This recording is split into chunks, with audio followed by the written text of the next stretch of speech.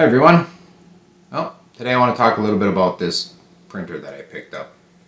A couple things to help you out with making this inductive sensor work with a Creality CR-10 V2. This is an older printer and had capability to work with the BL Touch.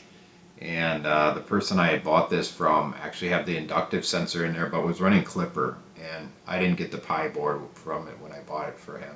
I have the configuration files, but I'm just familiar with Marlin, so I went and flashed Marlin back onto the stock board, and everything from a stock printer worked fine, but the inductive sensor did not, so I had to go and configure that. And over the years I've learned how to work in Marlin a little bit, and I went out to try to find the V2 CR10 Configuration.h file for this exact setup and really couldn't find it. What I wanted to do is use both the Z limit switch that you would home to, as well as the inductive probe, and separate those actions. So I wanted the limit switch to do the homing, and I wanted the probe to do the bed leveling, just for redundancy. So high and low on the internet, didn't really find anything, so I figured now that I have figured this out, I will put something out on the internet. So anyone else that wants to do this for the CR10 V2, V3, or really any other printer, you can do this for using these steps. So follow along. It might be a little bit longer video, but shouldn't be too bad. I'll try to keep it short. First things first, here I want to show you what the setup here is. I've got an inductive sensor. I'll put the link to this in the description of which one this is. But this is a 5-volt version. It's an NPN, normally open sensor. So that's important in terms of your firmware setup and also in terms of your powering. This doesn't need any octocoupler or any 12-volt relays or any other power source. This can run right off of your board, which is important because you want to fry your board. And showing you this setup, and I'll show you the back side where it's actually connected here, and that's another important part.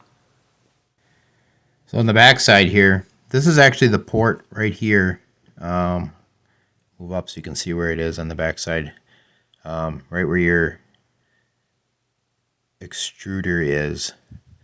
It's behind the filament sensor, and then there's a little connector, JST connector here. Now, this is a 5-pin JST, but you only use 3 of them with this inductive sensor. And I'll show you the pin out. The colors aren't right because I had to extend my wire a little bit to make it have enough travel. But I'll show you the pin out in here. You want to use this spot here to connect to. You use the first 2 points and the last one on this connector. The next part is making sure that you have the pins wired properly inside of this control board module. Now this has the power source and the control board in it. What you do is you open up the bottom here, and then you take 2 screws out the side of this right here and back here, and you are able to take the power source out, and then you're able to get to the control board. And I'll put some pictures in there of where you want to make sure that your connection goes for your probe. Now this particular printer was already set up with the BL Touch daughter board, which I showed you before, which is up here on the back side where you have your inductive probe set up. If you don't have that daughter board, what you're going to want to do is put a line from your probe all the way into this box directly into the motherboard in here.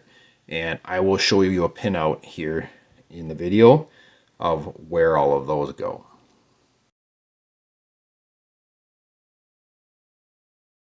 One of the initial problems I ran into with the automated bed leveling was actually due to the size characteristics I had loaded into Marlin for my bed.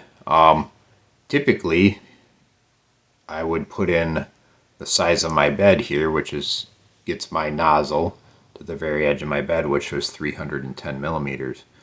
But since this sensor here is actually sensing this plate on the top, it would get to 310 and it would not sense anything when it came down. So what I needed to do was change my X size parameter in Marlin to 300, and that basically programmed things to move and stop this probe right at the edge of this metal bed so that the inductive sensor could read that. You don't really lose your print space as much. I guess you do a little bit if you define it that way, but for me that couple millimeters isn't really a big deal on here. If I ever need to do something bigger than that, I'll figure out how to change it. But for now, that's what I'm doing here. You could get the proper size sheet for this unit.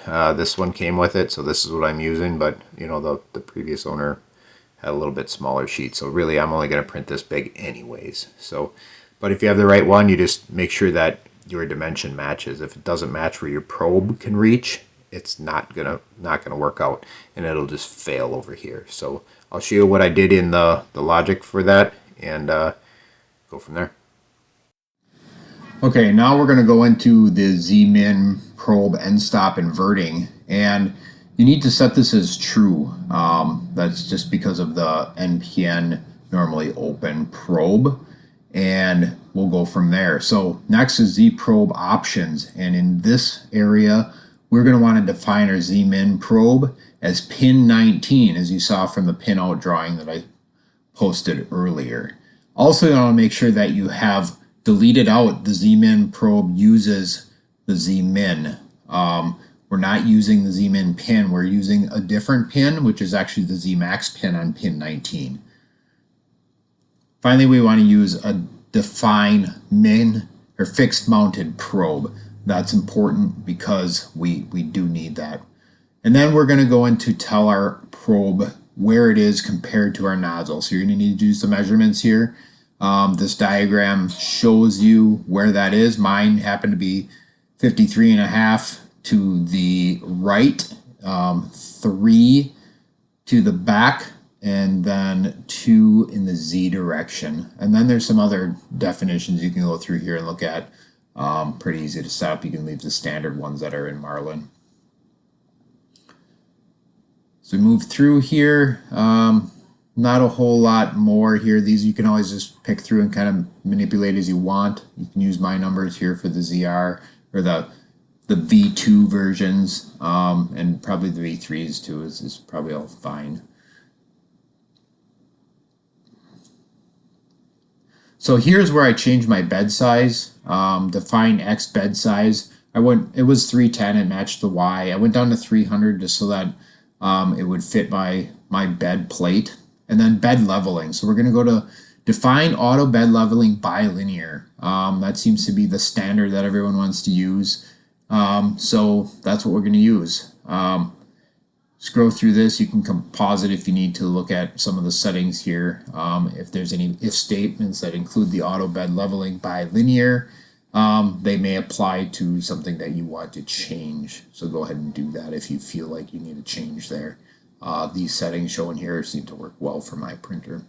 I didn't change any of them compared to what came in the Marlin example configuration. So the next thing we're going to do is go over to Configuration.h, and then we're going to change we're going to set up enabling baby stepping. So you're going to define baby stepping. You're going to uncomment that, and I've just used the baby step multiplicator 4, and on the z-axis, and xy is 1. So all that is pretty much set, and not a whole lot more changes after that. You can check out the baby step options here. There's a bunch of them, and go from there, but really just kind of looking through everything and seeing what you may need to change or want to change for your setup. And finally, you're going to want to download Pronterface and go to Chris Riley's site and He'll tell you really how to do this real well, starting at 1830 in the video that I've linked, of how to set up and optimize these print settings. So hope this helps, and good luck. If you're enjoying this content, please like and subscribe. I'd appreciate it. Thank you.